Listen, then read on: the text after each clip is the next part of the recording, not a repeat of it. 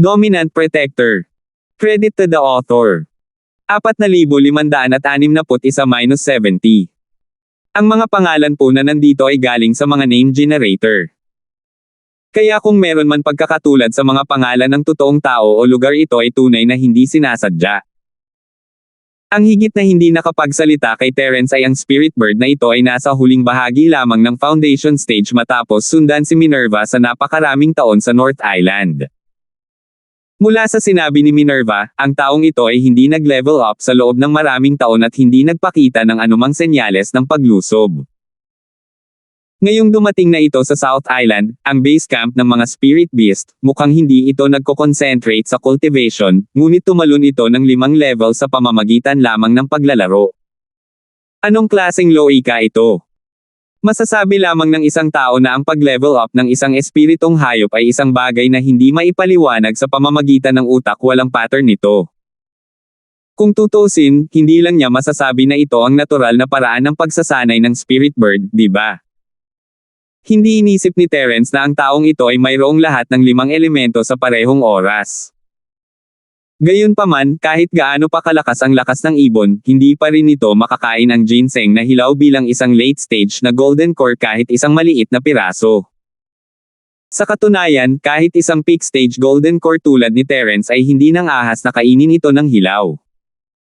Siya ay mamamatay na may hinaing kung hindi niya mahawakan ang epekto ng ginseng at namatay.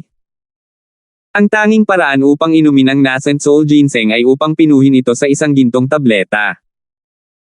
Sa ganitong paraan, hindi lamang nito mas mahusay na makinabang ang napakalaking kapangyarihang panggamot nito, ngunit maaari rin nitong i-neutralize ang mga katangian ng panggamot na ginagawa itong banayad at hindi nakakapinsala. Hindi sa banggitin, ang pagbuo ng nascent soul ay hindi lamang nangangailangan ng makalangit na kayamanan tulad ng nascent ginseng, kundi pati na rin ng iba't ibang spirit herbs. Nang walang pag-aalinlangan, sinimulan ni Terence ang paggawa ng golden pill. Isa itong level 6 na tableta, ngunit hindi na kilalang-kilala si Terence dito. Noong siya ay nasa gitnang isla, minsan na niyang pinino ito para sa sekta ng Terius. Dahil dito, madalas siyang humingi ng payo kina Jonas at Jerry, ang dalawang eksperto sa alchemy. Siya ay maaaring ituring na pamilyar sa proseso. Ngunit gayunpaman, hindi ginamit ni Terence ang buong ginseng, hindi niya ito kailangan. Sa teorya, ang isang maliit na piraso ng ginseng ay sapat na upang makagawa ng isang gintong tableta, at ang paggamit ng buong ginseng ay isang basura. Kahit na pinamamahalaan niya ang kanyang imbakan ng damo, hindi siya maaaring kumuha ng napakaraming pandagdag na damo ng biglaan. Kahit na si Terence ay matagumpay na nakagawa nito dati, ito ay isang tier 6 na tableta pa rin. Maging ang Shenong Medicine Cauldron ay nagkaroon ng pagkakataong magkamali. Kung may nangyaring mali sa proseso, mawawala ang buong baby ginseng. Hindi kayang kunin ni Terence ang panganib na iyon, at hindi na kailangan. Maingat niyang pinutol ang 2 manipis na hiwa mula sa ginseng, at sapat na iyon. Kung hindi man lang siya makakagawa ng isang gintong tableta mula sa 2 hiwa, hindi ito nangangahulugan na ang kanyang mga kasanayan sa paggawa ng elixir ay hindi sapat na mabuti, nangangahulugan lamang ito na ang kanyang malas ay hindi nalampasan. Hindi na niya kailangan pang isipin ang pagbuo ng nascent soul. Mas mabuting maghugas at matulog upang hindi masayang ang gayong makalangit na kayamanan. Pagkatapos ihanda ang lahat ng halamang gamot, pumunta si Terence sa Jade Space para magpahinga sandali. Nang handa na ang lahat, inilabas niya ang Shenong Medicine Cauldron at nagsimulang gumawa ng golden elixir. Pagkatapos ipasok ang recipe, ang Shenong Medicine Cauldron ay automatikong magsisimulang pinuhin ang elixir. Sa teorya, hanggat maaari itong inumin ng Shenong Medicine Cauldron, ang mga pagkakataong mabaigo ay mas mababa kaysa sa ibang mga normal na alchemist. Ang malapit perpektong rate ng tagumpay noon ay patunay niyan, at nagtagumpay na siya noon. Gayunpaman, hindi maiwasan ni Terence na makaramdam ng kaunting kaba. Siyempre, walang kwenta kung kabahan siya ngayon. Ang tanging magagawa niya ay kontrolin ang supply ng purong enerhiya. Ang lahat ng iba ay mabibilang lamang sa Shenong Medicine Cauldron na iniwan sa kanya ni Jenny. Ang buong proseso ay tumagal ng 1 buong araw at gabi. Hindi niya alam kung ito ay dahil sa hindi matamaan ng kaldero o dahil naglagay siya ng dalawang bahagi ng mga damo ng sabay-sabay, ngunit ang kaldero ay tumutunog at madalas na nanginginig. May ilang beses pa nga na yumanig ito ng napakalakas kaya naisip ni Terence na sasabog na ang kaldero. Kung tutuusin, hindi naman ito nangyari noon. Ngunit wala siyang pagpipilian, kailangan niyang magpatuloy. Sa kabutihang palad, ang Shenlong Medicine Cauldron ay nakahawak hanggang sa huli. Nang tumunog ang tablet kasama ang anunsyo ni Jenny, ang buong katawan ni Terence ay basang-basa sa pawis. Buong araw siyang naka-tenterhook, at mas matindi ang pressure kaysa noong hinarap niya ang 5 elementong pagpatay sa layunin. Ito ay hindi isang trabaho para sa mga tao. Nagpakawala ng mahabang hininga, hindi na makapaghintay si Terence na buksan ang kaldero ng gamot ni Shenlong. Pumasok sa kanyang ilong ang kakaibang amoy ng namumuong ginseng, ngunit medyo mas nakakapresko ito kaysa sa orihinal na amoy. Ang bagong gawang golden pill ay tahimik na nakahiga sa kaldero ng gamot. Nang makita ang golden pill form sa medicine cauldron ni Shenlong, si Terence ay nakahinga ng maluwag, ngunit sa parehong oras, ang kanyang mga mata ay kumaibot sa gulat. To be more precise, nagulat siya at natuwa, bakit 3? Ang golden core sa harap niya ay walang core halo na naisip niya ito ay mataas lamang ang kalidad, hindi ang pinakamataas na kalidad. Gayunpaman, ang dami ay nagbigay kay Terence ng malaking sorpresa, hindi ito 2, ngunit 3. Naglagay lamang siya ng 2 piraso ng nascent ginseng at 2 set lamang ng iba pang supplementary spiritual herbs, ngunit ang resulta ay napino niya ang 3 golden dance. Hindi nakakagulat na may napakaraming abnormalidad sa proseso, at hindi nakakagulat na hindi maabot ng kalidad ang inaasahang pinakamataas na kalidad. Napakalaking swerte na ang gumawa ng 3 gintong dan ng sabay-sabay. Hindi makatwiran kung lahat sila ay pinakamataas na kalidad. Ano man ang mangyari, hindi masamang bagay ang makakuha ng dagdag na gininto ang core. Isa lang ang bottom line ni Terence, at tuwang-tuwa siyang nakakuha ng 3. Hindi sigurado si Terence kung makakabuo siya ng nascent soul na may lamang isang gininto ang core, ngunit hindi na niya kailangang mag-alala tungkol doon ngayon. Pagkatapos noon, hindi na nagmamadali si Terence na simulan ang pagbuo ng kanyang namumuong kaluluwa.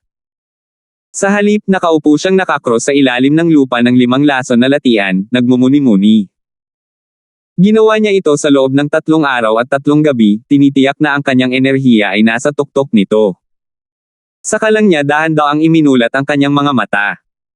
Matapos ang lahat ay handa na, ang unang bagay na ginawa ni Terence ay hindi upang ubusin ang golden core, ngunit maghukay ng butas sa lupa para maligo.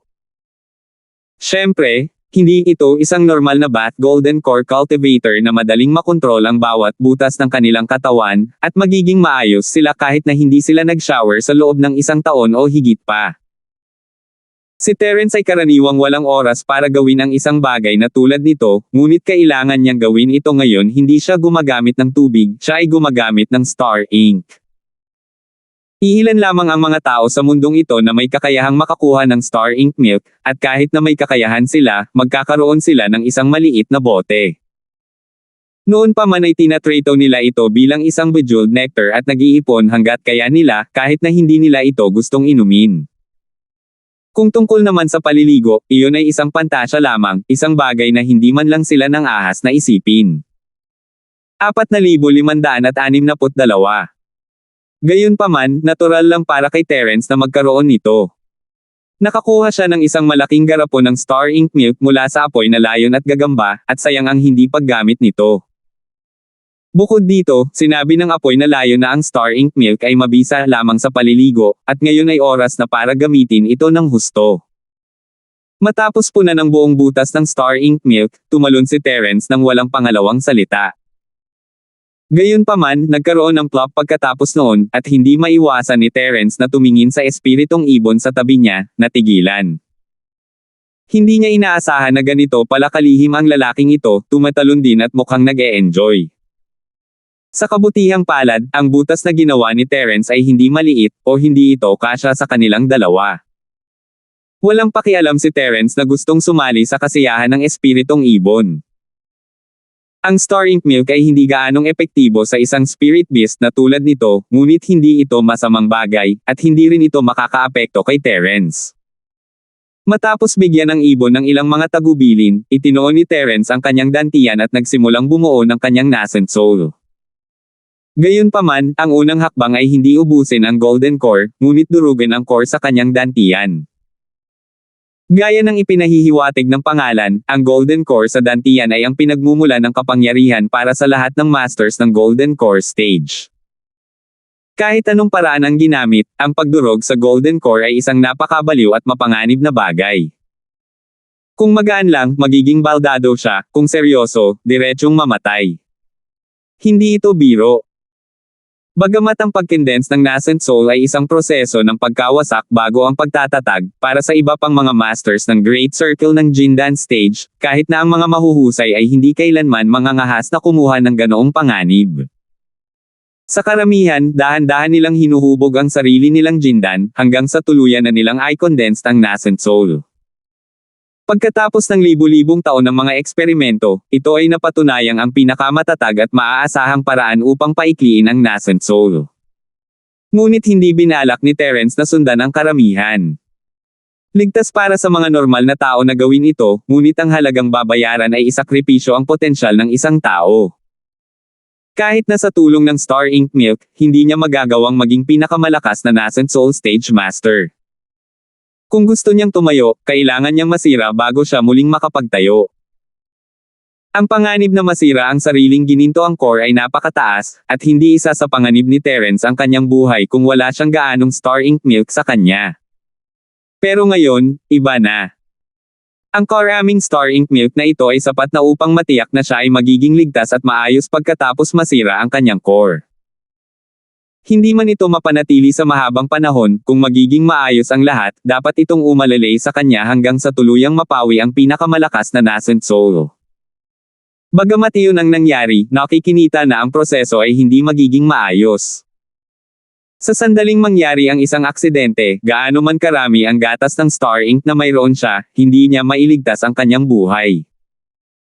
Bihirang makipagsapalaran si Terence, ngunit sa pagkakataong ito, upang makamit ang pinakamalakas na kaluluwa, kailangan niyang makipagsapalaran. Matapos ma-provoke ng transcendent na pag-iral tulad ng West Mountain Old Sect at ang Spirit Beast Clan, kung si Terence ay hindi nakipagsapalaran, hindi siya makakalaban kahit na naabot na niya ang nascent soul. Kailangan niyang lumaban hanggang kamatayan. Itinuon niya ang lahat ng kanyang chi sa kanyang dantian at inatake ang kanyang ginintoang core, ang pinagmula ng kanyang chi. Hindi mahirap para sa mga normal na Golden Core na basagin ang kanilang mga core Zuden ay kailangan lang ng pag-iisip, at kahit na solid core ay kailangan lang ng kaunting chi. Ngunit iba si Terence, mayroon siyang perpektong ginintoang core. Sa suporta ng mga bituin, ang perpektong ginintoang katigasan ni Dan ay hindi pa nagagawa.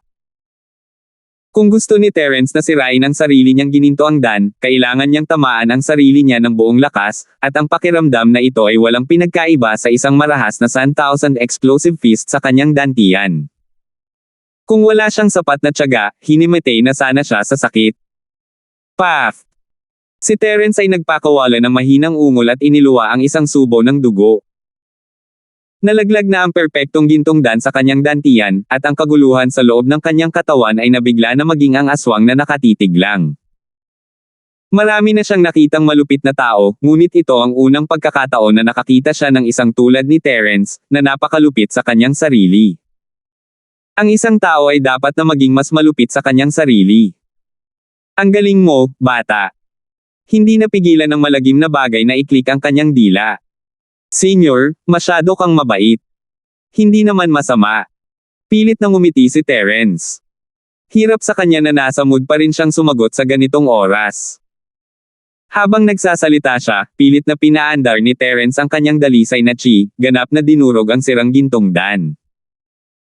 Kasabay nito, ang Star Ink Milk ay tumagos sa bawat butas ng kanyang katawan, na dumadaloy sa kanyang 8 meridian at nagtitipon sa kanyang dantian. Ang dantian ni Terence ay nasa bingit din ng pagkawasak pagkatapos na wasakin ang kanyang perpektong ginintoang Dan. Ang dantian ang pundasyon ng bawat practitioner, at kahit ang mga Diyos ay hindi ito mailigtas kung ito ay mawawasak. Kahit na siya ay mapalad na mabuhay, hindi na niya magagamit muli ang anumang purong chi. Siya ay magiging isang ganap na Pyle. Gayunpaman, ang magandang bagay ay mayroon siyang Star Ink milk. Sa sandaling ito, ang bituin na gatas ng ink na umaagos ay nagkataong nagpapatatag sa kanyang dantian na nasa bingit ng pagbagsak. Kasabay nito, lumikha din ito ng isang kakaibang kapaligiran, isang mahusay na kapaligiran para sa kanya upang paikliin ang pinakamalakas na nascent soul. Sa sandaling ito, hindi naramdaman ni Terence ang sakit ng sirangdan. Sa halip, pumasok siya sa isang misteryoso at kahangahangang kaharian. Parang hindi na sa kanya ang katawan niya, pero naging cold observer na siya. Naging malinaw ang lahat sa kanyang katawan, at naging malinaw ang mga di malinaw na bahagi dahil sa Star Ink milk. Ang kaharian ng Kaylan Awan. Bumilis ang tibok ng puso ni Terence. Ito ay isang misteryosong kaharian na umiiral lamang sa mga alamat. Hindi niya akalain na makakaharap niya ito ngayon. Ang paglilinang ay ang paglilinang ng isip. Ito ay isang proseso ng unti-unting pag-unawa sa katotohanan ng dakilang daw ng langit at lupa. Sa prosesong ito, unti-unting mauunawaan ng lahat ng mga magsasaka ang kanilang sarili. Ang panloob na paningin ay isa sa mga kinakailangang yugto. Sa pamamagitan lamang ng panloob na pangitain maiintindihan ng isang tao ang bawat pagbabago sa katawan ng isang tao tulad ng likod ng kamay at tunay na mapalabas ang pinakamalakas na potensyal ng isang tao. Gayunpaman, ang panloob na paningin ay maaari lamang ituring bilang isang pangunahing larangan ng kamalayan sa sarili sa karamihan. Kitang-kita ng isa ang bawat patak at bawat piraso ng katawan. Gayunpaman, mahirap makita kung paano ay konekta ang mga ito sa kabuuan at kung paano patakbuhin ang mga ito ng malaya. Upang gawin ito, ang isa ay kailangang nasa itaas ng kaharian ng panloob na paningin at maabot ang maalamat na kaharian ng kawalan. Sinabi na ang sinumang practitioner na umabot sa estado ng Kaylan Awan ay magagawang maabot ang 100% ng kanilang potensyal at maging isang maalamat na master. Wala talagang pakialam si Terence sa kasabihang ito, ngunit isang bagay ang sigurado: ang estado ng Kaylan Awan ay isang bagay na hindi mo mahanap. Ito ay hindi isang bagay na maaari mong makuha. Ang ganitong uri ng mahiwagang kaharian ay makakamit lamang sa bawat pambihirang tagumpay ng isang pangunahing kaharian. 4,563. Bukod dito, napakababa ng posibilidad na mangyari ito. Kung susuriin ito ng isa mula sa pananaw ng isang maliit na posibilidad na kaganapan sa secular na mundo, ang ganitong uri ng bagay ay katumbas ng hindi pag-iral para sa mga ordinaryong tao.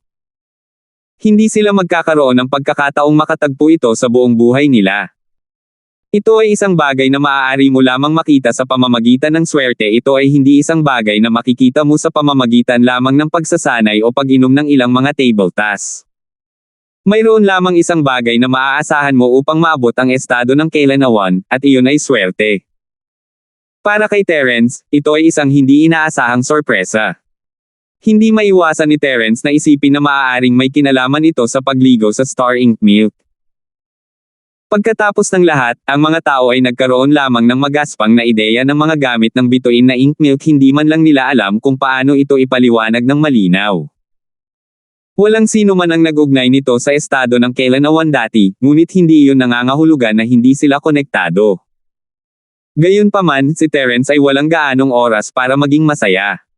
Ang epekto ng Star Ink milk ay hindi masyadong matagal. Kung hindi siya makakabuo ng isang namumuong kaluluwa bago mawala ang epekto, ang mga kahihinatnan ay hindi maiisip. Ang oras ay tama, at si Terence ay nakainom ng gintong tableta ng walang pag-aalinlangan. Ang tableta ay natunaw sa kanyang bibig at umagos mula ulo hanggang paa na parang isang nakakapreskong bukal. Halos walang oras sa pagitan, at ang mga katangian ng panggamot ng golden pill ay agad na nagkabisa. Malinaw na naramdaman ni Terence ang dalisay na chi at asensya na unti-unting nagtitipon sa kanyang katawan, na dumadaloy sa kanyang mga meridian at papunta sa kanyang dantian. Ang unang hakbang ay upang sirain ang golden core, ang pangalawang hakbang ay upang tipunin ang malalim na chi, at ang pinakamahalagang pangatlong hakbang ay ang pagbuo ng nascent soul. Ang pagbuo ng nascent soul at pagbuo ng golden core ay tila hindi gaanong pagkakaiba. Ang una ay nangangailangan lamang ng isa na makalusot sa nascent soul stage, habang ang huli ay nangangailangan lamang ng isa na makalusot sa golden core stage. Sa yugtong ito lamang napagtanto ni Terence ang pagkakaiba ng dalawa. Sa huli, hanggat sinusunod ng isa ang proseso ng pag-condensate ng golden core, walang gaanong teknikal na nilalaman sa sarili nito. Ito ay nagpapalapot lamang sa hugis ng golden core. Kahit na ang perpektong gininto ang core ay hindi masyadong komplikado. Gayunpaman, iba ang nascent soul. Kahit na hindi isinasaalang-alang ang lahat, napakahirap na pagsamahin ang isang kumpletong nascent soul sa malalim na chi. Ang golden core ay isa pa ring bilog na butil na may mga simpleng linya, ngunit ang namumuong kaluluwa ay isang kumpletong anyo ng tao. Ang proseso ng pagbuo ng nascent soul ay katumbas ng paghubog ng isang bagong sarili sa dantian, mula ulo hanggang paa, walang kahit isang bahagi ang maaaring nawawala. Kung ang anumang bahagi ay nasira, ito ay lubos na makakaapekto sa lakas sa hinaharap. Sa madaling salita, kung mas kumpleto at katangi-tanging ang nascent soul ay nag-condensed kapag umaatake sa nascent soul stage, mas malakas ang lakas ng nascent soul stage master. Sa kabaligtaran, kung ang nascent soul ay hindi kumpleto, nangangahulugan ito na ang nascent soul stage master ay dapat na nasa ibaba. Hindi lamang mahirap gumawa ng isang pambihirang tagumpay, ngunit kahit na sa mga masters ng parehong antas, ito ay nakasalalay sa ilalim ng basura. Upang magawa ito, dapat matugunan ang dalawang kondisyon sa parehong oras.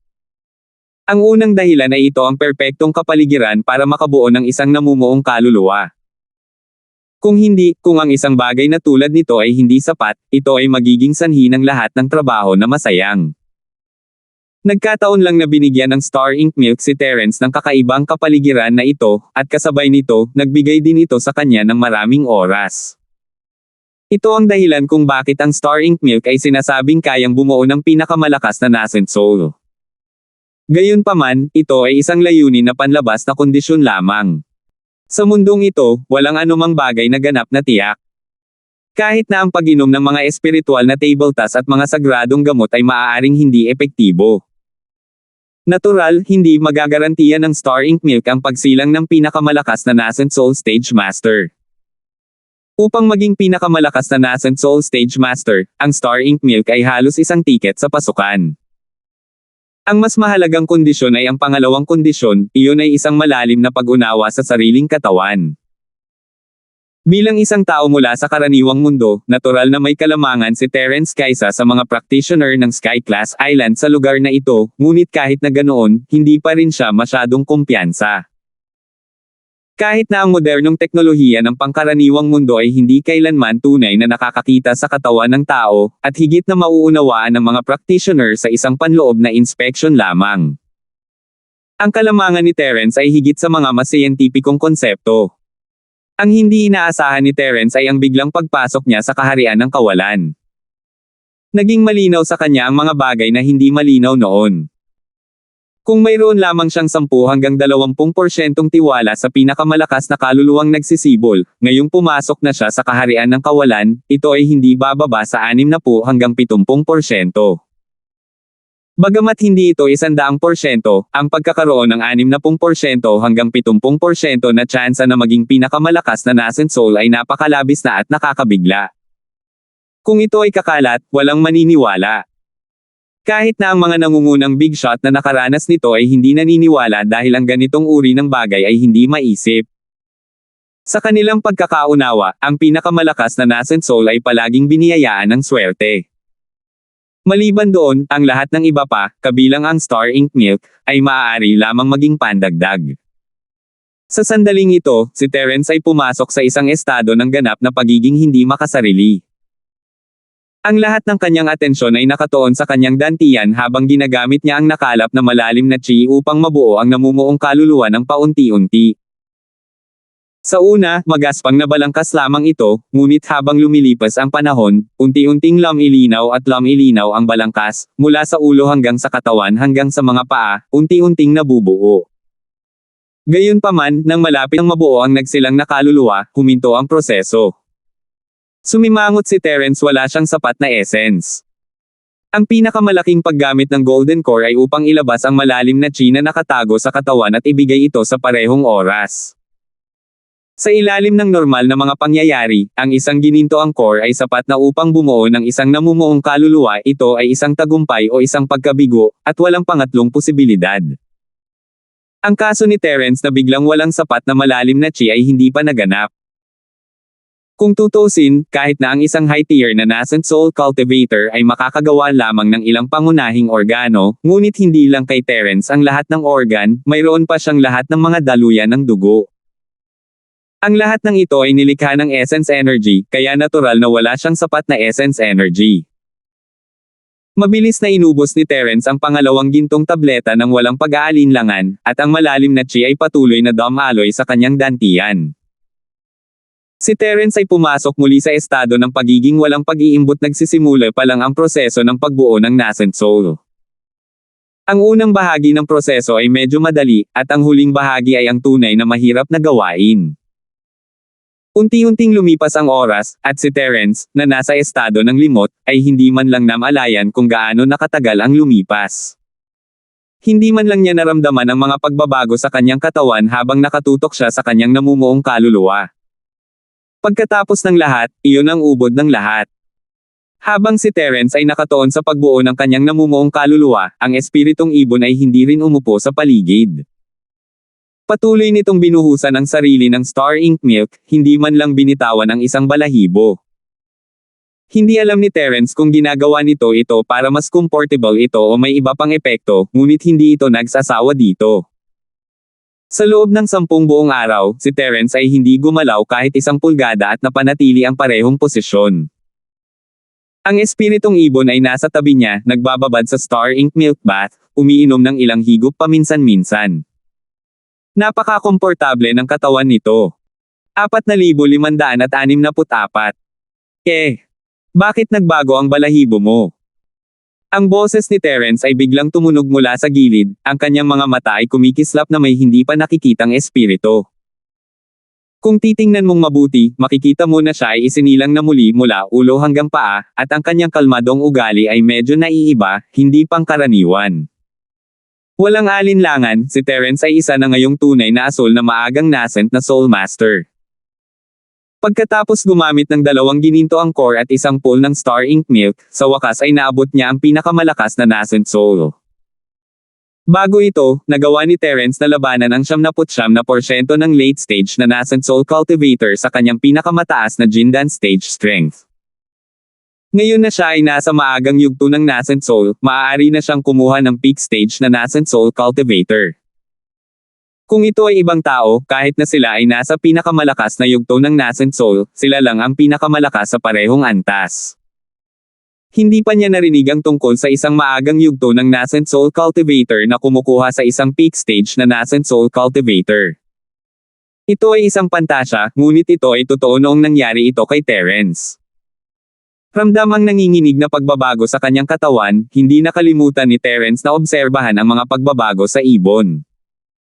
Sa 10 araw na nabuo niya ang kanyang namumuong kaluluwa, ang ibon ay nakababad lamang sa bituin na ink milk, ngunit ito ay tumaas mula sa huling yugto ng golden core hanggang sa full stage ng golden core. Kahit si Terence ay hindi ito kapanipaniwala.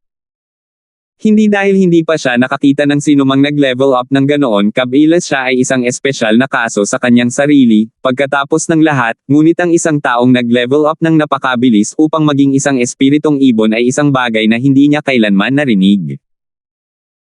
Ang pagpunta mula sa Foundation Peak tungo sa Golden Core late stage sa loob ng 3 buwan ay sapat ng katawa-tawa, at ngayon ay tumagal lamang ng 10 araw upang pumunta mula sa huli hanggang sa peak ng Golden Core stage na binaligtad lamang nito ang kanyang pananaw sa buhay.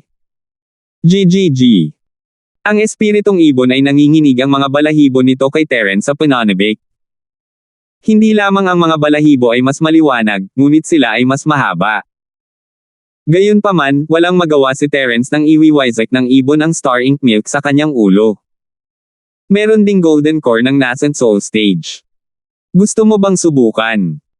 Biglang sabi ni Terence habang inilalabas niya ang huling gininto ang core at iniabot ito sa ibon. GG.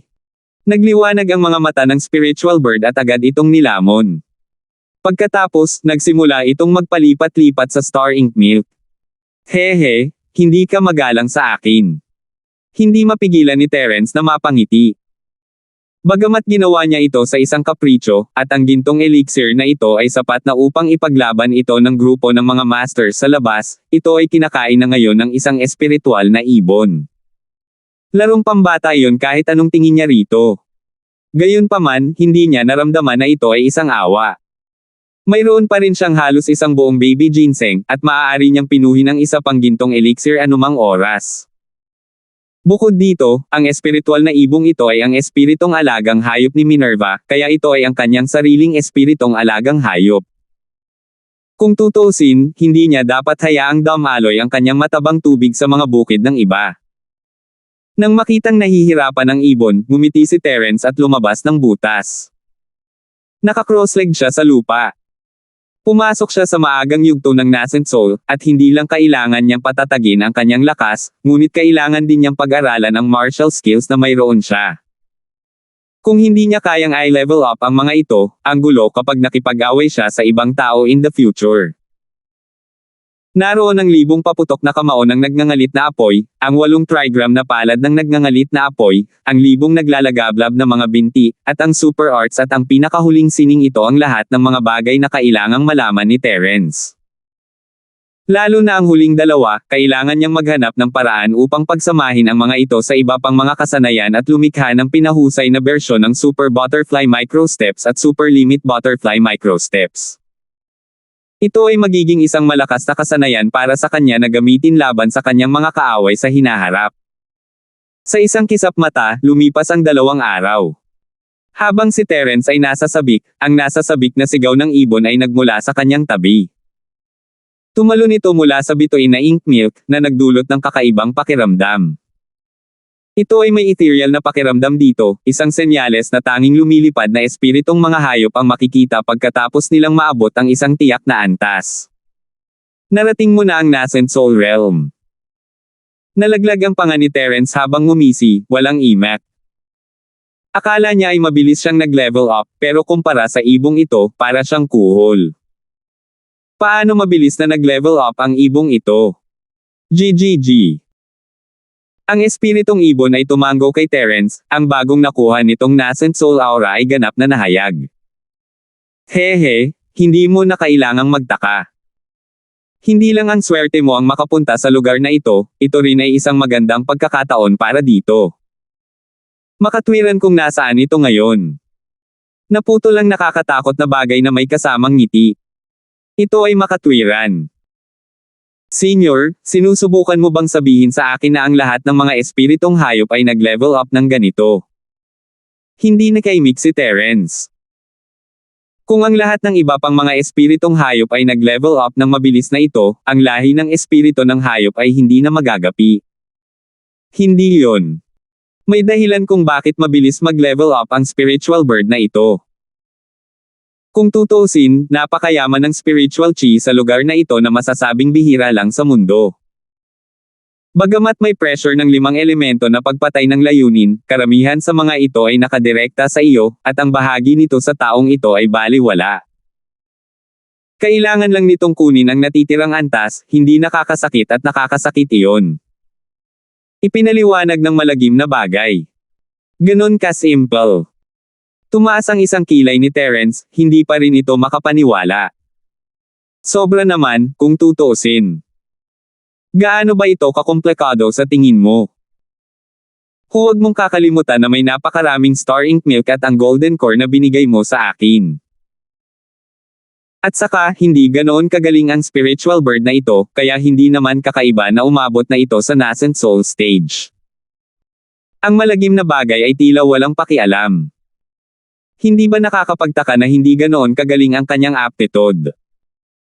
Nagulat si Terence, parang mahihirap na kakayahan ang tanging paraan para mas mabilis na mag-level up. Ano ba ang loika na ito? Tama. Kung mayroon mang ibang espiritong hayop dito, lalo na iyong mga may mas mahusay na kakayahan, kahit na sila ay biniyayaan ng langit ng ganitong uri ng kapaligiran, maaaring hindi sila makapag-advance ng maraming antas. Ito ay dahil kaming mga espiritong hayop ay iba sa inyong mga tao. Kayong mga taong nagsasaka ay mas mabilis na sumusulong na may mas mahusay na kakayahan, ngunit tayong mga espiritong hayop ay ang eksaktong antas ng kabaligtaran ng bawat lahi. Dahil sa mas mataas na likas na talento ng lahi, at natural na mas mabagal ang kanilang pag-unlad sa kabilang banda, ang talento sa lahi ng espiritual na ibong ito ay maaari lamang ituring na mababa sa karaniwan, kaya natural na mas mabilis itong mag-level up. Nakangiting paliwanag ng nakakatakot. I see. This is the first time I've heard of it.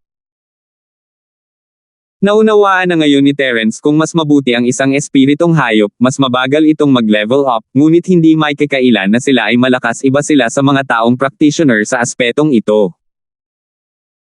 Matapos huminahon ang ibon mula sa kagalakan ng pag-abot sa nagsilang na kaluluwa, tumalon si Terence sa likod nito at inutusan itong tingnan ang itaas na antas ng 5 lason na latian. 20 araw na ang nakalipas, at gustong malaman ni Terence kung naroon pa ang dalawa o kung sa wakas ay sumuko na ang West Mountain Sect Master. Kung tutuusin, huli na kung hindi sila umalis bago ang deadline.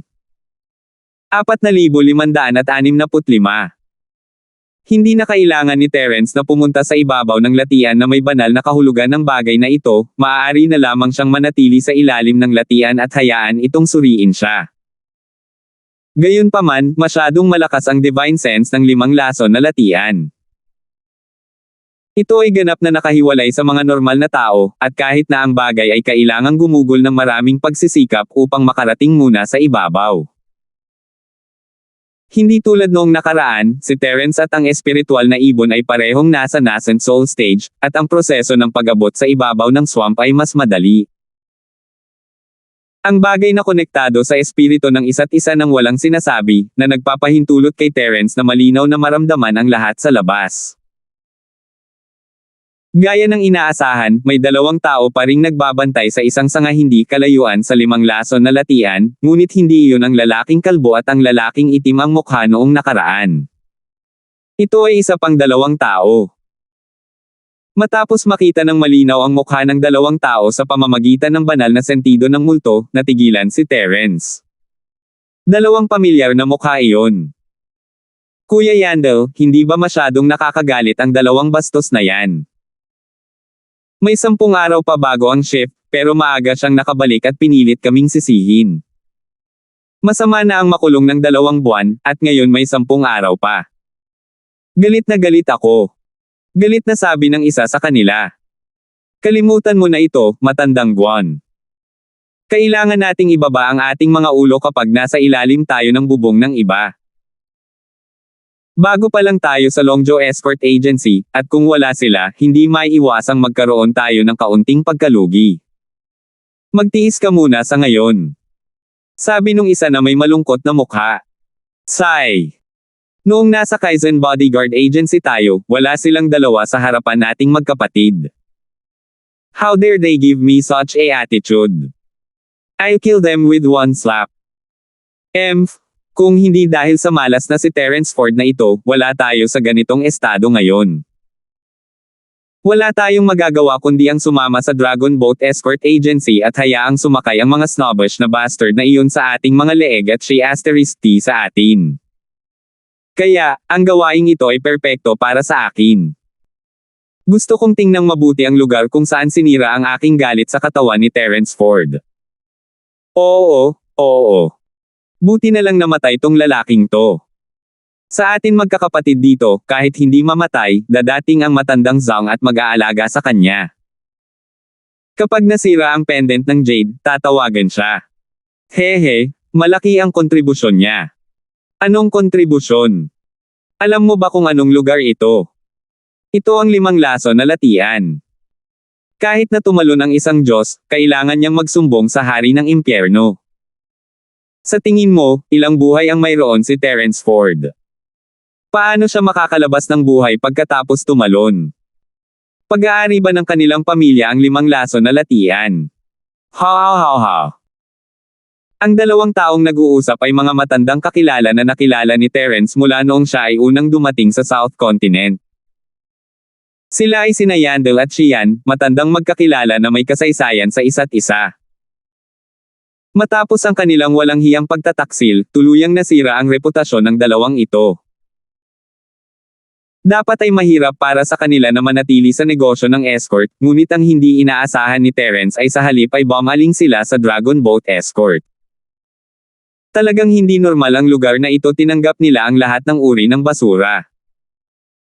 Gayunpaman, sa pag-iisip tungkol dito, hinayaan na nila ang mga masasamang magsasaka na mamuno, kaya hindi na nila kailangan ang kaunting basurang ito. Naikuyom ni Terence ang kanyang kamao.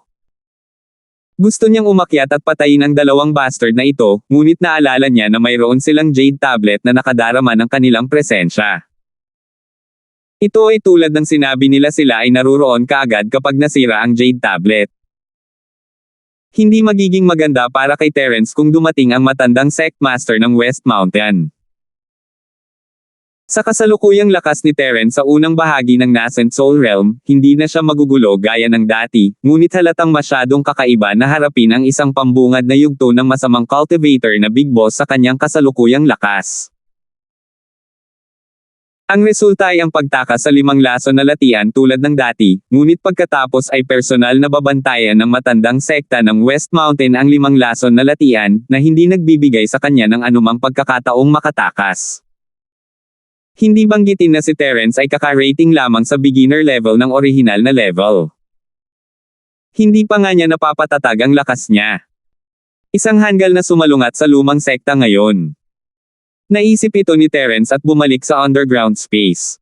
May oras pa. Tumayo muli si Terence sa entablado. Lumakas ang kanyang lakas, at ang 5 elementong pumapatay kay Chi ay wala ng epekto sa kanya. Nang siya ay direktang makipag-ugnayan sa pagpatay kay Chi na ang epekto ay mas halata. Sa tulong ng pagpatay kay Chi, mabilis na pinatatag ni Terence ang kanyang lakas. Gayunpaman, hindi ito nagtagal na pagtanto niya na ang epekto ng pagpatay kay Chi ay unti-unti nang nagiging halata, at ang bilis ng pag-unlad ng kanyang lakas ay hindi na nakakagulat tulad ng dati. Pinagmasdan ng mabuti ni Terence ang latian. Nagkaroon siya ng pagkakataong makaharap ang layuning pagpatay sa mataas na platform, ngunit hindi ito kasing siksik ng gitnang layer ng latian.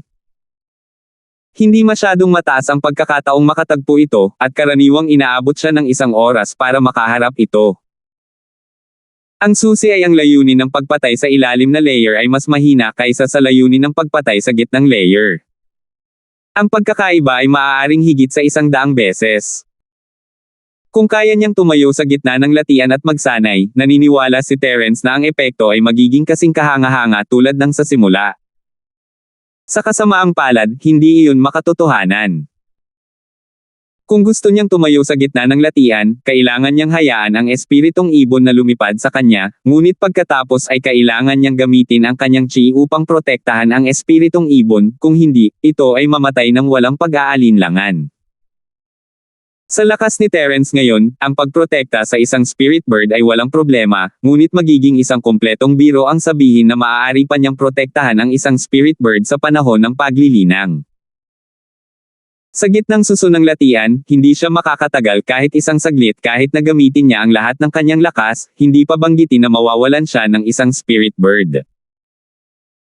Pagkatapos ng ilang sandali ng katahimikan, nagpa siya si Terence na talikuran ang ideya ng pagsasanay sa gitnang bahagi ng latian. Masyadong mapanganib, at kailangan niyang maghintay hanggang sa lumakas siya. Kung ano ang susunod niyang gagawin, may 2 pagpipilian si Terence. Ang isa ay ang patuloy na gamitin ang layuning pumatay na paminsan-minsan ay lumalabas sa plataporma para magsanay. Ang epekto ay hindi masyadong pinalaking gaya ng dati, ngunit mas mabuti pa rin ito kaysa sa pagsasanay ni Terence sa kanyang sarili. Gayunpaman, sa pagbabalik tanaw, mula nang pumasok siya sa underground space na ito, siya ay nasa isang estado ng matinding paglilinang. Ang kanyang lakas ay tumaas din mula sa tuktok ng gitnang yugto ng Jedan hanggang sa kasalukuyang maagang yugto ng Nascent Soul. Ngayong naging matatag na ang kanyang lakas, hindi imposibleng magpatuloy sa paglilinang. Naniniwala siya na hindi ito magtatagal upang maabot ang susunod na antas, ngunit hindi ito sapat upang makapagpahinga at makapagpahinga. Sa katagalan, maaaring hindi ito magandang bagay. Ang isa pang pagpipilian ay hindi ang magmadaling lumabas sa latian at patayin ang 2 bastos na iyon, hindi pa gustong makipagsapalaran ni Terence. 4,566. Nais niyang samantalahin ang pagkakataong ito upang tuklasin ang mahiwaga at malawak na espasyo sa ibaba. Ang lugar na ito ay isang perpektong treasure ground para sa kanya, at malaki ang posibilidad na makatagpo siya ng ilang hindi inaasahang sorpreso kung maglilibot siya. Gayunpaman, tulad ng kanyang inaalala sa simula, maaaring may isang sorpresa sa lugar na ito, ngunit mas malamang na magkakaroon lamang ng sorpresa at walang kagalakan. Kung talagang nakatagpo siya ng mga hindi mahuhulaan na panganib, maaaring hindi makayanan ni Terence ang mga ito sa kanyang maagang yugto ng namumuong lakas ng kaluluwa. Pagkatapos ng lahat, kung talagang mayroong isang bagay sa lugar na ito, hindi ito mas mahina kaysa sa matandang sekta ng West Mountain kahit gaano pa niya ito iniisip. Senior, balak kong tingnan ang lugar na ito. Ano sa tingin mo? Tinanong ni Terence ang multo. Hindi lang ito ang problema niya, at kung gagawa siya ng gulo ng mga bagay, kalag ka rin din ang multo dito, at talagang masama ang pakiramdam niya. Hindi banggitin na sa isang lugar na tulad nito, ang mga multo ay mas sensitibo sa hindi kilalang mga panganib kaysa kay Terence mismo. Tanging sa kanyang buong tulong ay magkakaroon ng kumpiyansa si Terence na maglakad-lakad. Kung hindi, ito ay katulad ng isang bulag na pumapasok sa bundok, walang pinagkaiba sa paghahanap ng kamatayan. Hehe, alam kong hindi ka magtatagal dito. Walang kwenta ang paglilinang dito. Sayang lang ang pagpunta sa malayo. Ang sarap ay explore ang lugar na ito. To tell the truth, medyo interesado ako sa lugar na ito. Ang malagim na bagay ay kaagad na sumang-ayon. Senior, hindi mo naman maiisip na hanapin ang Bahana Dragon na iyon, di ba? Hindi mapigilan ni Terence na mapangiti. Bagamat nahulaan niya na ang mga ulat mula sa mga saksi ay kadalasang mali tungkol sa pagpatay kay Chi, ito ay hula lamang pagkatapos ng lahat. May posibilidad pa rin na umiral ito. Ang mundo ay puno ng mga kakaibang bagay, at ang mga bagay na imposible noon ay palaging mangyayari sa huli. Si Terence ay nakakita ng napakaraming halimbawa nito. Hehe, kung talagang may Bahana Dragon dito, hindi magandang bagay para sa'yo at sa akin. Ipagdasal mo na sana hindi ka makaharap, baka maging pagkain ka ng iba. Nakapaut ang malagim na bagay. Hindi naman pwede, di ba? Kahit anong mangyari, branch pa rin siya ng Senior's clan, so how can he call to his own family? Hindi napigilan ni Terence ang pag-urong. Isang sangay ng parehong angkan. Ang malagim na bagay ay tumawa at sinabing hindi sumasang-ayon, kayong mga tao ay lahat ng parehong lahi, ngunit hindi pa ba kayo nagpapatayan sa isa't isa? Higit pa rito, ang paghahangad ng ating Spirit Beast clan sa prinsipyo ng lakas ay mas masinsinan kaysa sa iyong lahi ng tao. Kung ako ay dumating dito sa aking peak state, syempre, ang Baha Dragon at ang iba pa ay magiging parehong lahi, ngunit sa aking kasalukuyang estado, kahit magkalahi ako, pagkain lang ako. Sige, sana hindi ako malas. Mapait na ngumiti si Terence, ngunit tinawag pa rin niya ang espiritong ibon at naglakad pasulong. Iniisip niya na kung talagang nakatagpo siya ng isang bagay na nakakatakot, makakatakas lang siya sa 5 laso na latian sa lahat ng bagay.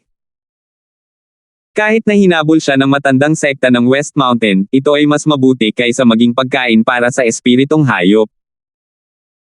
Huwag kang mag-alala, kahit na talagang makaharap natin ang isang Bahana Dragon, wala tayong dapat ikabahala. Kung tutusin, ako ang dating elder ng Asher Dragon, hindi ako nang ahas na magsabi ng marami, ngunit hindi bababa sa maaari mong piliin kung ice team ito o eye brace ito. Sigurado akong bibigyan mo pa rin ako ng kaunting mukha na ito. Ang malagim na bagay ay tinukso. Marunong magluto kayong mga dragon. Hindi kayo simple. Pinaikit ni Terence ang kanyang mga mata, hindi makapagsalita. Nanatiling nakabantay siya habang sinimulan niyang tuklasin ang misteryosong espasyo sa ilalim ng lupa. Bagamat sinabi niya iyon, si Terence ay hindi gaanong kinakabahan gaya ng kanyang hitsura. Pagkatapos ng lahat, mayroon siyang jade at sistema ng babala ng multo. Ano man ang nangyari, magkakaroon pa rin siya ng ilang oras upang mag-react. Bukod dito, ang bilis ng espiritual na ibon ay higit sa 10 beses na mas mabilis matapos ang lakas nito ay tumaas ng husto. Kahit na ang iba pang mga talento at potensyal nito ay hindi mataas, ang bilis ng espiritual na ibon ay kabilang sa tuktok kahit na sa mga lumilipad na espiritual na hayop. Talagang hindi ito dapat maliitin. Maliban kung ito ay tulad ng matandang sect master ng West Mountain, na nakakulong dito ng may banal na kahulugan at direktang bumaba, talagang imposible para sa mga ordinaryong nilalang na maabutin ito.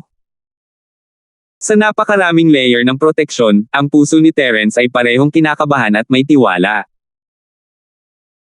Ang lalaki at ibon ay dahan-daang humakbang pasulong sa mahiwagang espasyong ito, ngunit pagkaraan ng 2 buong araw, wala silang nakitang kahit anong buhay na nilalang. Walang kahit isang insekto, kahit isang dragon. Ang densidad ng espiritual na chi sa espasyong ito ay bihira sa mundo. Kung ito ay nasa ibang lugar, ito ay puno ng mga espiritual na hayop at likas na kayamanan. Gayunpaman, dahil sa 5 lason na latian, ang lugar na ito ay hindi inaasahang naging patay na lupain. Walang mga espiritual na hayop, walang mababanges na hayop, at wala kahit isang halaman. Matapos maghanap ng 2 buong araw, walang ibang nakita si Terence kundi ang parehong tanawin. Maliban sa matataas na batong haligi at plataporma, ang lugar na ito ay isang walang laman na desyerto. Nakahinga ng maluwag si Terence at medyo nadismaya sa resulta. Hindi siya sakam na tao, ngunit ang lugar na ito ay isang kayamanan na ginawa ng langit.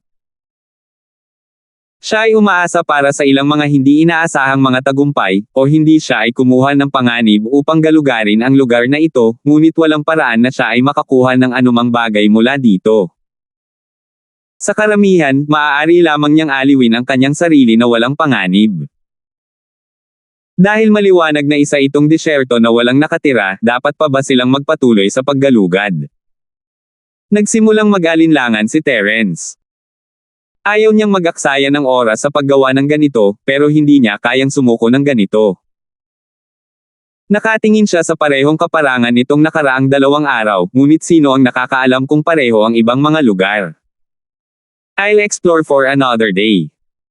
Kung ganoon pa rin, kakalimutan ko na. I might as well save time and cultivate. Sa wakas ay nagpasya si Terence kung hindi siya makakita ng anumang pagbabago sa loob ng 3 araw, kung gayon walang saysay na magpatuloy.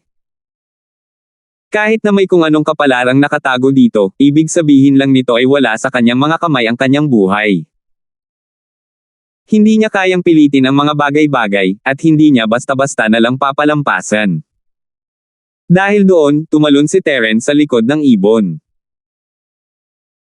Sa nakalipas na 2 araw, naglalakad sila sa lupa para sa mga kadahilan ng pangkaligtasan, ngunit ngayon na mayroon na siyang magaspang na ideya sa espasyong ito, at 1 araw pa lang ang plano niyang mag-explore, ayaw na ni Terence na mag-aksaya pa ng oras sa lupa.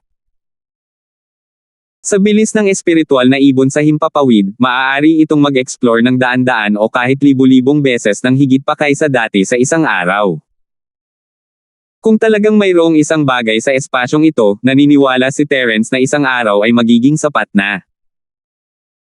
Ang espiritong ibon ay palaging kumikilos na parang walang pakialam, ngunit sa pagkakataong ito, kinokontrol nito ang bilis nito kahit na walang utos ni Terence.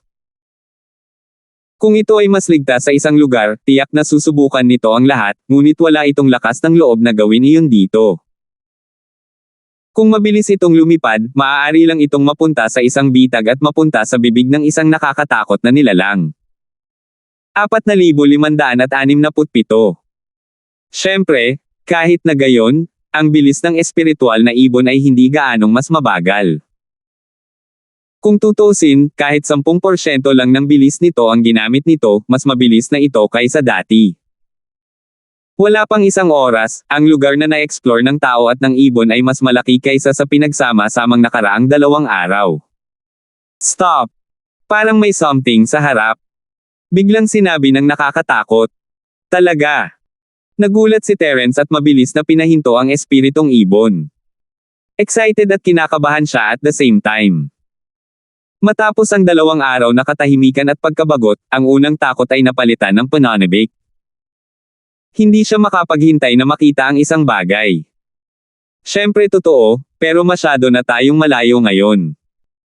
Kahit na sa banal na sentido ko, malabo ko lang naramdaman ang pagkakaroon ng isang bagay, at sigurado akong buhay iyon. Hindi ko lang alam kung espiritong hayop ba iyon o tagapagsaka ng tao. Ang malagim na bagay na ungol. Paano magkakaroon ng mga taong magsasaka sa lugar na ito?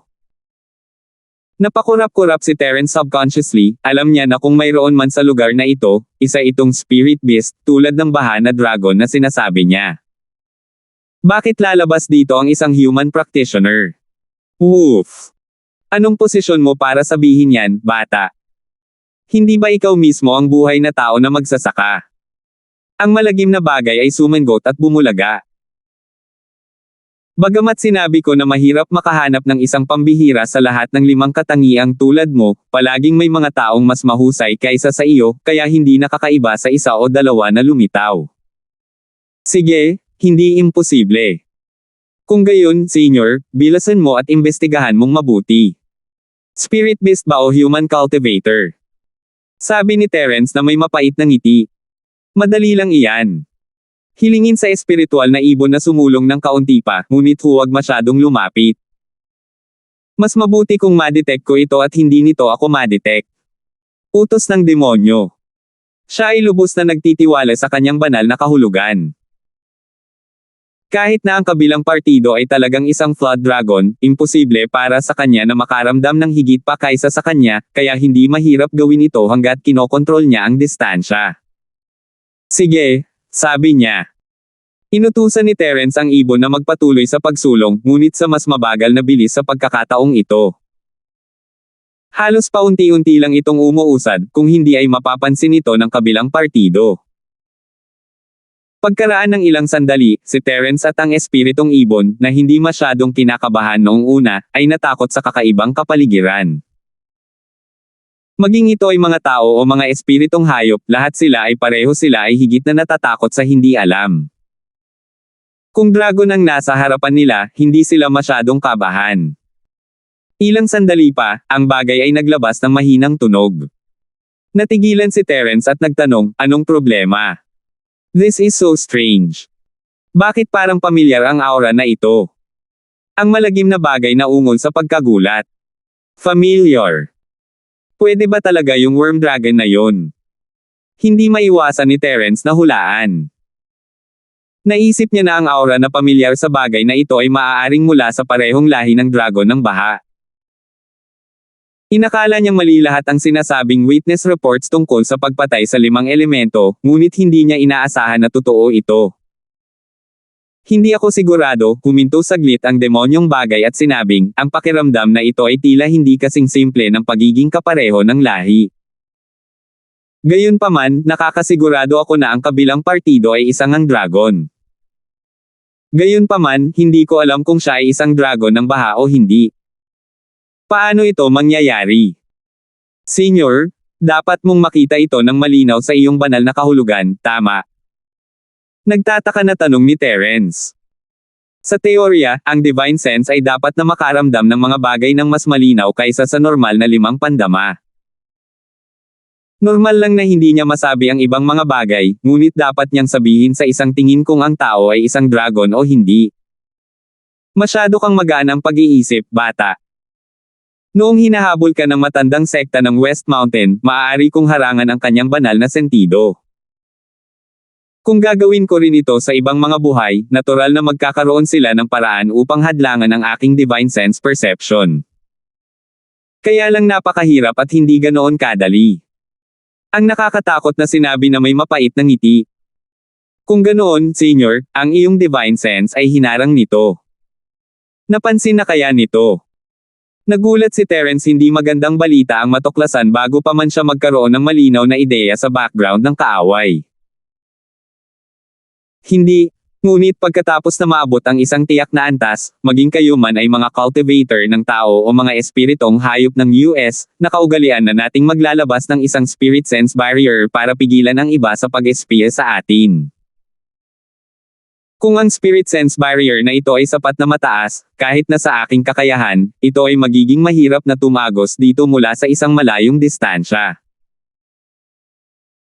Sa karamihan, maaari ko lamang maramdaman ang isang pangkalahatang aura sa loob, ngunit ang partikular na sitwasyon ay mahirap na masira ang espiritu ng iba. Hindi ko alam na ang partikular na sitwasyon ay mahirap na masira ang espiritu ng iba, kahit na may kakayahan ako, ito ay magiging mahirap na tumagos mula sa malayo. Gayunpaman, ito ay magpapaalala sa kalaban. So ganyan yan. Ano gagawin natin ngayon? Tanong ni Terence. Mula sa tono ng bagay na ito, masasabi niyang hindi ito simpleng tao. Maaaring isa itong top tier na spirit beast. Ang pagudyok sa ganitong uri ng pag-iral sa isang lugar na tulad nito ay humihingi ng gulo. Baka hindi na rin sila makatakas. Kung mayroon kang lakas ng loob, pagkatapos ay magpatuloy sa paglalakad pasulong. Medyo interesado ako sa taong ito. Gayunpaman, kailangan ko munang sabihin ang mga pangit na salita. Kahit na ang lalaking ito ay sa angkan ng dragon, mahirap sabihin kung bibilhin nito ang aking mga salita o hindi. Maaaring hindi kita maprotektahan, kaya kailangan mong mag-isip ng mabuti bago ka magsalita. Kung ligtas ito, pagkatapos ng lahat ng bagay, pagkatapos ng lahat ng paraan, ngayon ay hindi mo na kami makikita. Mahinahon na sinabi ng Moldita, na ipinaubaya kay Terence ang pagpili. Napatay ng pag-uusisa ang pusa at ang tao alam na alam ito ni Terence.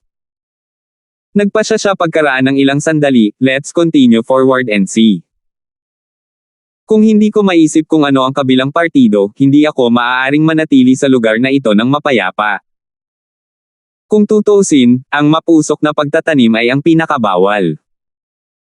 Kung hindi ko malutas ang problemang ito, kailangan kong sumuko sa pambihirang kultibasyong lupang ito. Kaya't anuman ang mangyari, kailangan kong subukan. Hehe, buti naman at may ganitong kamalayan ka.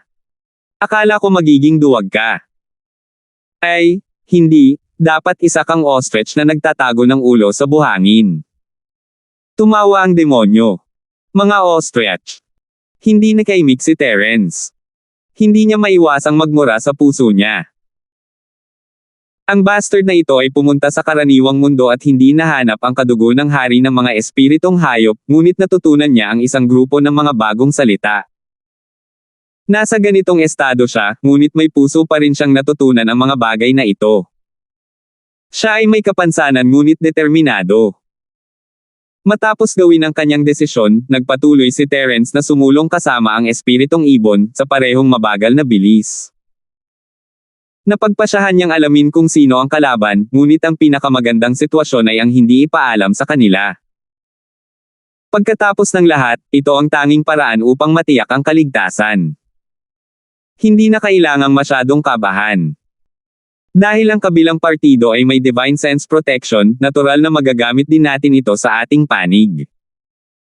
Maliban kung ang primordial spirit nito ay mas malakas kaysa sa akin, tiyak na tayo ang unang makakakita sa mukha nito. Hanggat malapit tayo, ang Divine Sense Protection nito ay hindi magiging epektibo sa akin.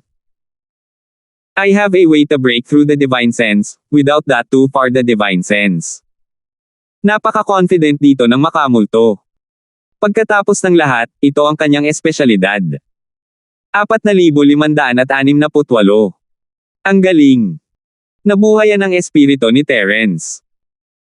Gusto lang niyang malaman kung sino ang taong ito para makapagdesisyon siya kung gusto niyang manatili o umalis. Ang lalaki at ang ibon ay patuloy na umusad ng mabagal sa ilang sandali, ang kanilang mga palad ay pinagpapawisan sa kaba. Hanggang sa muling tumunog ang malagim na boses ay sa wakas ay nakahinga sila ng maluwag. Okay, this distance is enough. I'll start crack the opponent's consciousness barrier. Kaunting oras lang ay sapat na. Sige, sabi niya. Mabilis na itinigil ni Terence ang kanyang ginagawa, hindi niya alam kung sino ang taong iyon, gayunpaman napilitan siyang lumapit at palapit sa tao. Hindi ito isang bagay na kayang hawakan ng isang normal na tao, lalo na sa isang walang laman na kapaligiran sa ilalim ng lupa tulad nito. Ang sino mang may mahinang kaisipan ay babagsak na. Malinaw na naramdaman ni Terence ang espiritong nararamdaman mula sa tuktok ng kanyang ulo. Ang 5 Poison Swamp ay may matinding paghihigpit sa spirit sense, at kahit sa lugar na ito, mahirap para kay Terence na gamitin ang kanyang spirit sense ng malaya. Ang kanyang mga pandama ay hindi mabilang na mas mahina kaysa sa lupa, ngunit ang bagay ay nasa kanya. Hindi man niya normal itong nararamdaman niya pa rin ito kapag malakas ang spirit sense. Ito ay isang ganap na hindi malay na aksyon. Ang espiritu ni Terence na nakulong sa kawalan ay sumunod sa pagbabago-bago ng espiritu ng multo at lumabas sa kanyang katawan. Hindi pa ito nangyari noon. Ang higit na katawa-tawa ay ang espiritu ni Terence ay hindi tumigil doon. Ginamit niya ang espiritu ng multo bilang tulay, tumatawid ng 12 milya patungo sa target. Natigilan ang makamulto. Ito ang unang pagkakataon na nakatagpo siya ng ganoong bagay. Gayunpaman, agad siyang natawa. Nakakatuwa, hindi talaga masusukat ng common sense ang batang ito. Mukhang hindi lang ang talento niya sa 5 elemento at 7 katangian ay kahanga-hanga, pati ang divine sense niya ay freak.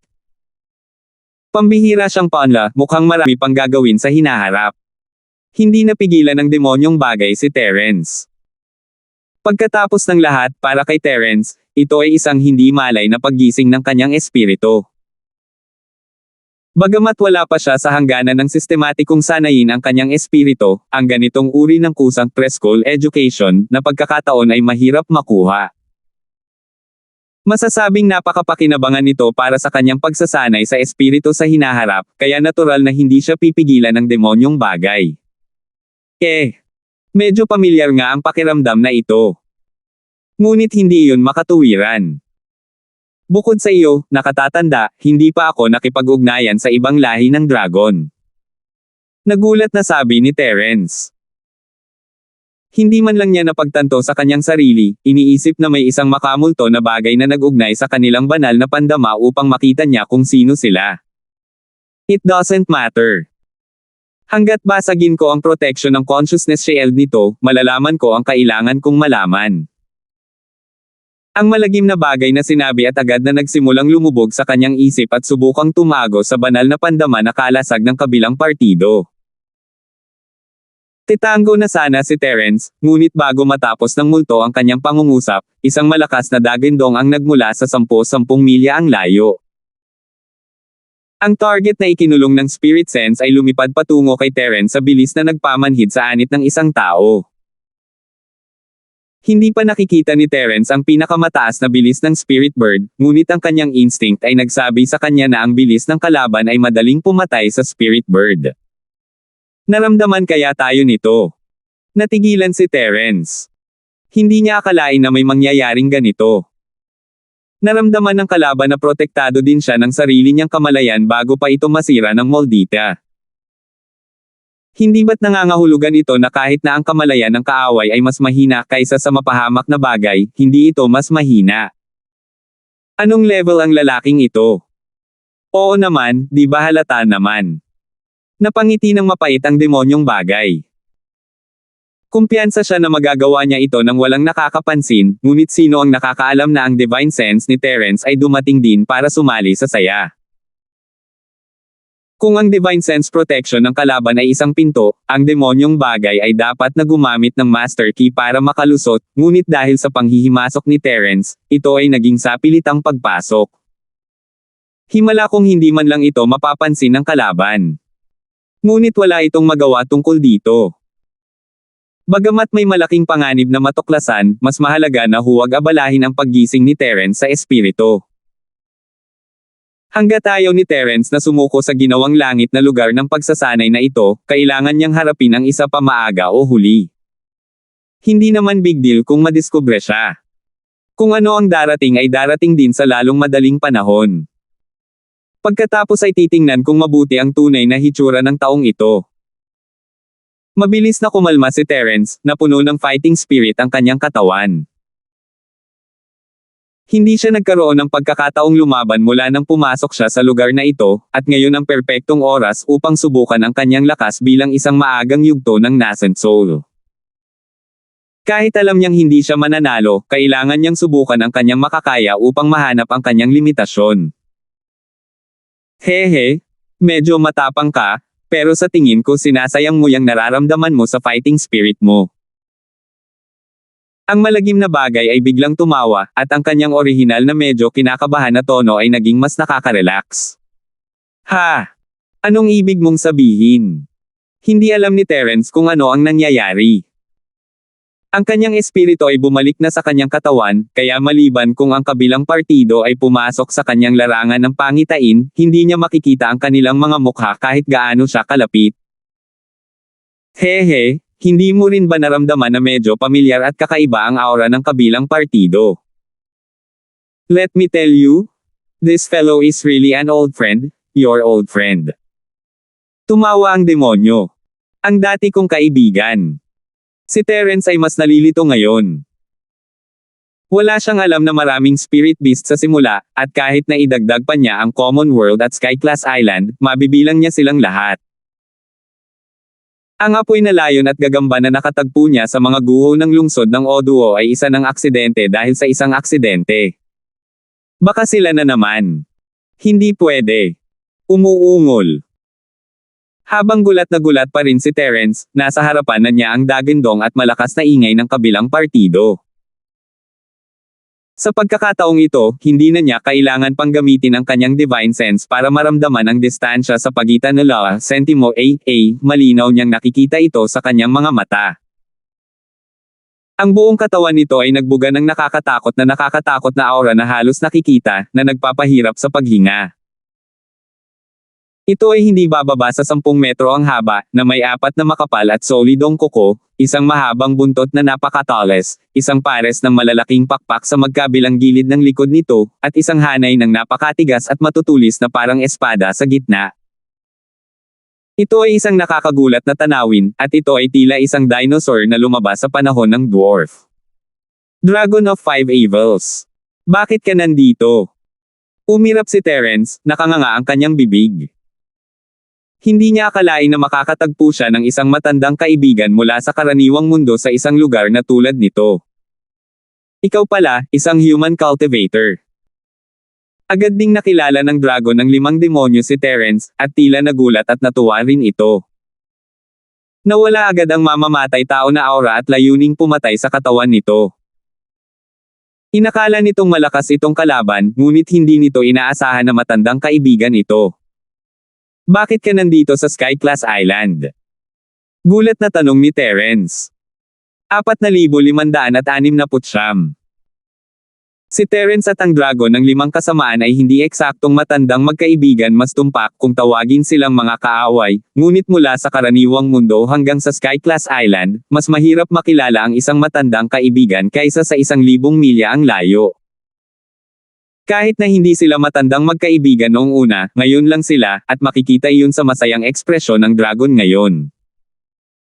Ho, kung makakarating kayong mga human cultivator, makakarating din ako.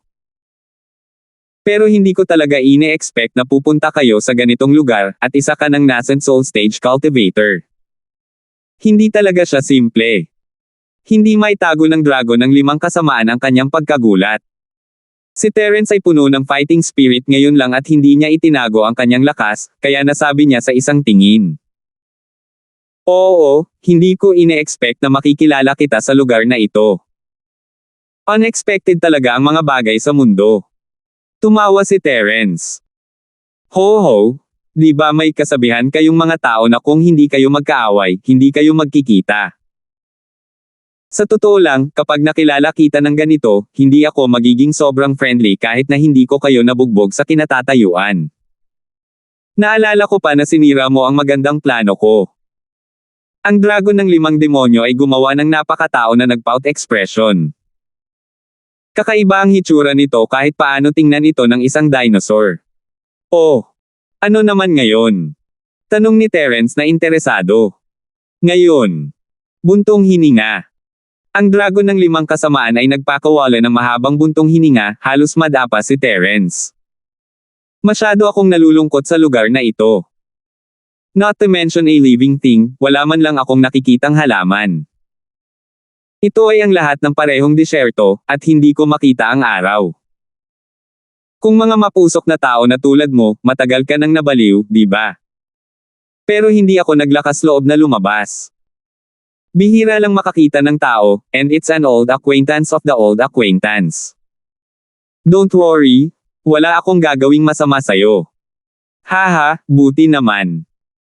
To be honest, nagkataon lang na nakapasok ako sa lugar na ito, pero nakulong ako dito.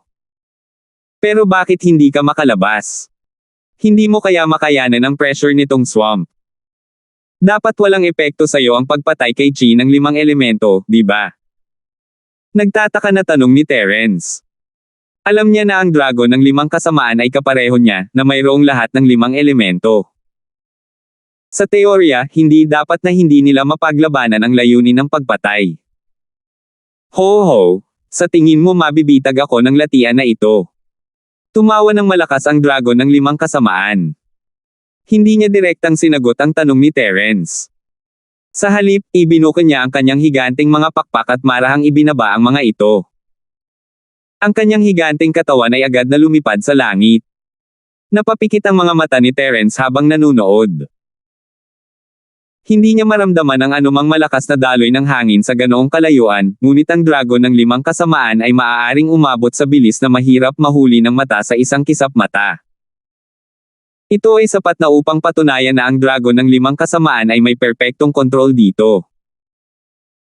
Kung ginamit nito ang buong lakas nito, ang bilis nito ay maaaring mas mabilis kaysa dati, at kahit na ang mga espiritual na ibon ay hindi ito maabutan. Masyadong nakakatakot.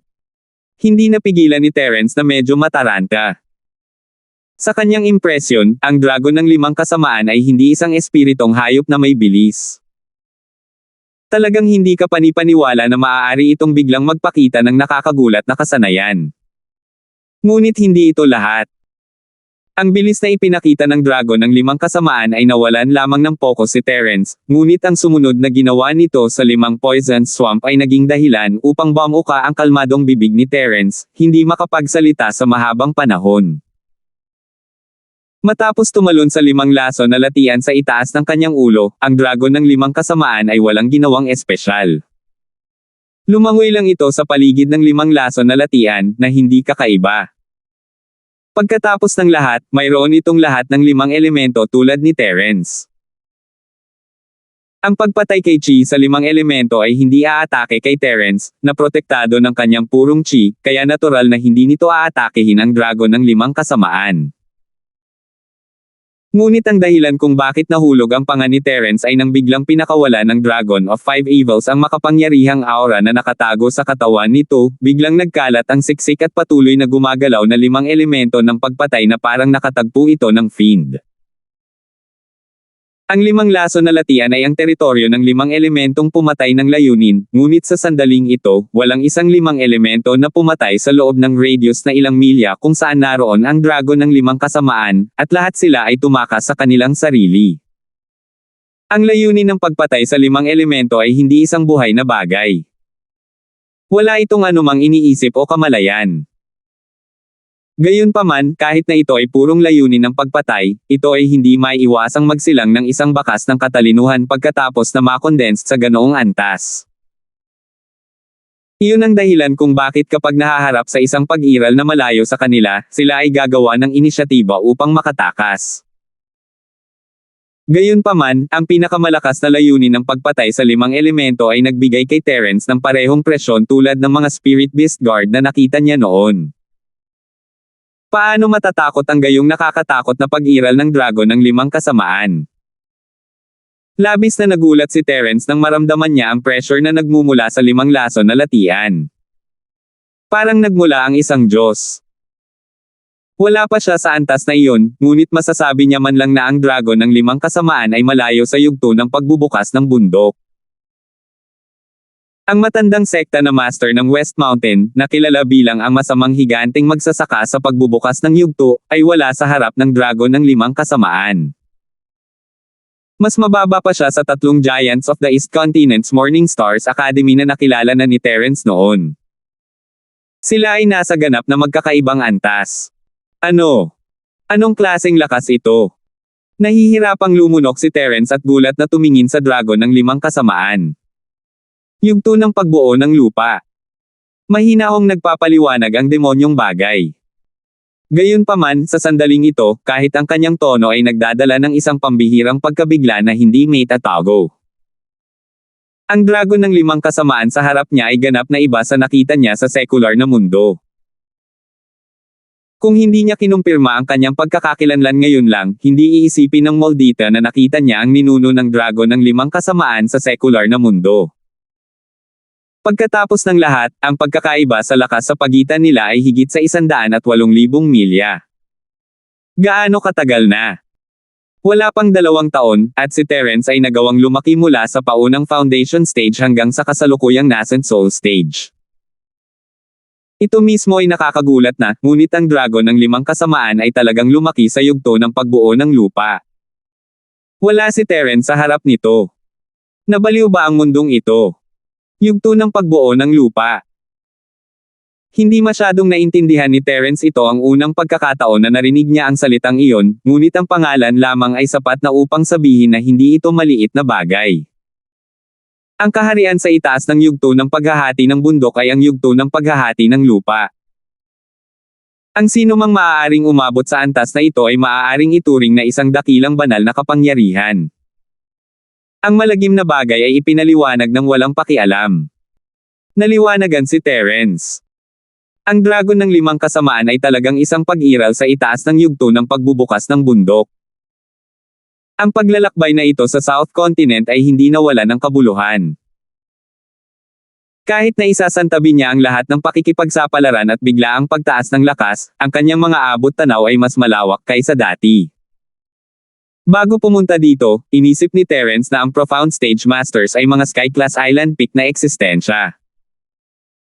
Wala siyang alam tungkol sa anumang mga powerhouse ng pagbubukas ng entablado ng bundok, lalo pa na mayroong pagbubukas ng yugto ng Earth sa itaas ng yugto ng pagbubukas ng bundok. 4,570. Habang nag-uusap ang dalawa, biglang bumaba mula sa langit ang Dragon of Five Evils. Ang bilis ay nagulat muli kay Terence. Tinitigan ng Dragon of Five Evils si Terence na may nagbabagang mga mata at sinabing, "Ho-ho, isa pang matandang kakilala." Bagamat ang demonyong bagay ay nakipag-ugnayan kay Terence sa pamamagitan ng spirit sense, hindi nito sinasadyang hinarangan ang pagbabago-bago ng spirit sense, kaya hindi katakataka na napansin ito ng Dragon of Five Evils. Kung tutuusin, nakita na ng taong ito ang demonyong bagay sa sekular na mundo noon at may malalim na impresyon sa diwa ng espiritong ito. Dati, kapag nakita nito ang makamulto sa sekular na mundo, sa sobrang takot ay nanginginig ito na parang naglalakad sa manipis na yelo. Gayunpaman, ngayong isa na itong Earth Formation Stage existence, bagamat medyo nagulat ito nang maramdaman nito ang pag-iral ng makamulto, hindi na ito kagalang-galang gaya ng dati. Pagkatapos ng lahat, ang kasalukuyang antas nito ay hindi mahalaga.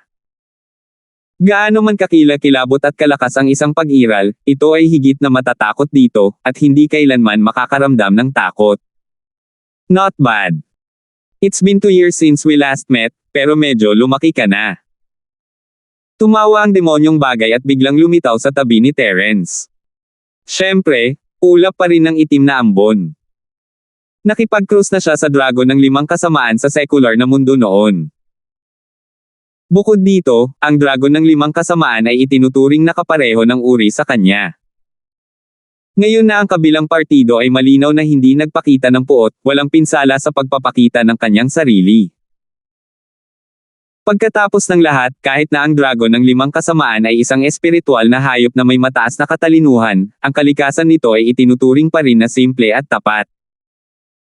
Gagawin nito ang sinabi at hindi pipigilan ang masasamang hangarin nito tulad ng mga taong nagsasaka. Ang dragon ng 5 demonyo ay tulala na tumingin sa itim na ambon sa kanyang harapan at hindi naiwasang magtanong, "Ikaw? Sa totoo lang nasaan nyo ka ng isang primordial spirit? At mayroon kang aura ng ating lahi ng dragon." Bagamat nagkita na sila sa sekular na mundo, ang makamulto ay hindi pa direktang lumitaw sa oras na iyon. Naramdaman lamang nito ang matinding pressure mula sa kabilang partido, at walang ideya na ang makamulto na bagay ay isang hindi kumpletong primordial spirit lamang. "I'm from the dragon race. Speaking of which, bakit pakiramdam ko iba ang aura mo kumpara sa dati?" Bakit parang dragon ang aura mo? At paano ka biglang naging malakas? Nakaramdam din ng kakaiba ang malagim na bagay. Dati ay wala siyang ganitong pakiramdam kapag nasa malayo siya, ngunit ngayong malapit na siya, kitang-kita niya ang bahagyang pagbabago sa aura ng kabilang partido. Kahit na hindi pa siya nakakita ng baha na dragon, lahat ng dragon ay iisa. Natural niyang alam na ang bahagyang pagbabagong ito ay ang aura ng baha ng dragon. Ito ay isang mahabang kwento. Ang dragon ng 5 demonyo ay nag-aalangan kung ibubunyag ang impormasyon sa loob.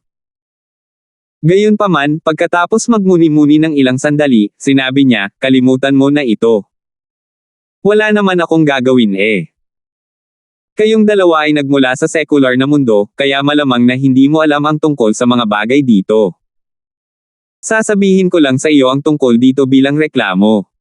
Magreklamo. Naging kakaiba ang ekspresyon ni Terence.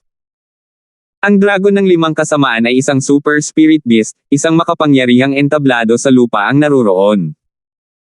Ngayon, gusto nitong magreklamo kay Terence and the Damn Thing. Kakaiba kahit paano niya ito tingnan. Ang 5 laso na swamp na ito ay orihinal na teritoryo ng isang baha ng dragon. Ang pangalan nito ay ang 5 laso na baha ng dragon. Mabagal na sabi ng dragon ng 5 demonyo. Ano? May baha talaga na dragon. Hindi maiwasan ng demonyong magulat. Gumugol siya ng maraming enerhiya sa pagsisiyasat sa lugar na ito, ngunit wala siyang nakitang kaina-hinalang palatandaan. Lalo na matapos makita ang hugis dragon na layunin ng pagpatay sa 5 elemento, naisip niya na ang mga naunang ulat ng saksi ay nagkamali sa pagkilala sa layunin ng pagpatay sa 5 elemento. Hindi niya inaasahan na totoo ang bagay na ito. Siyempre totoo. Noong una akong umahan mula sa secular na mundo, diretso akong na-teleport sa 5 laso na latian na ito. Noong una, akala ko ay walang mga spirit beast dito. Hindi ko inaasahan na isang makapangyarihang nilalang na kapareho ko ang lahi, ang 5 laso na bumabaha sa dragon, ang darating dito. Sabi ng dragon ng 5 demonyo. Pinadala ka dito sa simula pa lang. Hindi kaya ang mga spirit beast ay dinala lahat sa lugar na ito? Hindi ba delikado iyon? Hindi maiwasan ni Terence na magtaka. Maliban sa mga espesyal na kaso tulad niya at ng dragon ng 5 kasamaan, ito ay dapat na isang lugar ng tiyak na kamatayan para sa iba pang mga espiritong hayop. Anumang random na layunin ng pagpatay sa 5 elemento ay madaling kitilin ang kanilang mga buhay, hindi pa banggitin na mayroong hindi mabilang na mga layunin ng pagpatay sa 5 elemento na natipon dito. Kahit gaano pa sila kalakas, hindi nila ito kakayanin. Hindi yan, malamang dahil sa mga katangian nito kaya ipinadala ito dito. Kung hindi ito nagtataglay ng lahat ng 5 katangian, hindi ito naipadala dito. Paliwanag ng nakakatakot na bagay. Sa tingin ko. Anyway, ako lang ang nag-teleport dito. Nahuli ako at nahulog hanggang sa 5 laso na latian. Pero kahit mahina ang lakas ko that time, I didn't suffer any injuries. Ang dragon ng 5 demonyo ay tumingin sa makamulto na bagay at medyo nagulat na ang taong ito ay napakaraming alam. Gayunpaman, hindi siya gaanong nagtanong at nagpatuloy, pagkababa ko, nakilala ko ang 5 poison flood na dragon dito. Hindi naman ako nakasama nito dahil kapareho ko ang lahi ko. Sa halip, tinanggap ako nito bilang isang disipulo at dinala ako upang linangin kasama nito. Kaya ang swerte mo talaga. Hindi napigilan ni Terence na mapabuntong hininga. Ayon sa sinabi ng Moldite na iyon, kahit na ang mga angkan ng dragon ay maaaring hindi masyadong palakaibigan sa isa't isa. Kung magkatulad ang kanilang lakas, maaaring hindi sila makagambala sa isa't isa. Gayunpaman, kung may malaking pagkakaiba sa lakas, ang mahina ay malamang na maging pagkain ng malakas. Ang batas ng gubat ay palaging isang prinsipyo na hindi nagbago mula noong sinaunang panahon. Hindi inaasahan na ang 5 laso na ahas na dragon ay talagang iba ang pakikitungo sa dragon ng 5 kasamaan. Kailangang sabihin na ang dragon ng 5 kasamaan ay napakaswerte. Hindi lang swerte. Halos mahulaan ko kung ano ang iniisip ng 5 lasong dragon. Ang malagim na bagay ay tumawa at nag-isip, walang marami sa atin sa Dragon Clan sa simula. Kahit na hindi kami itinuturing na palakaibigan sa isa't isa, kadalasan ay hindi kami nagpapatayan ng walang anumang pag-aalinlangan tulad ng iba pang mga Spirit Beast Clan. Bukod dito, ang bilang ng mga dragon sa angkan ng dragon na ligtas na makapasok sa 5 lason na latian ay mabibilang sa mga daliri ng isang tao. Maliban sa 5 Poison Flood na dragon mismo, maaaring mayroong dragon ng 5 kasamaan lamang. Sa makatuwid, dapat itong matuwa nang makita ang isang biktima. Kung hindi nito tatanggapin ang dragon ng 5 kasamaan bilang disipulo nito, malaki ang posibilidad na wala itong mga disipulo sa buhay nito. Tama, ganoon din ang sinabi ng amo ko. Tsaka maraming taon na itong nagbubunga ng mag-isa dito. Bihira lang akong makausap para hindi ako papatayin nito, Tengal. Habang nagsasalita ang dragon ng 5 demonyo, nagtataka siyang tumingin sa makamulto. Bakit parang alam ng lalaking ito ang lahat gaya ng likod ng kanyang kamay?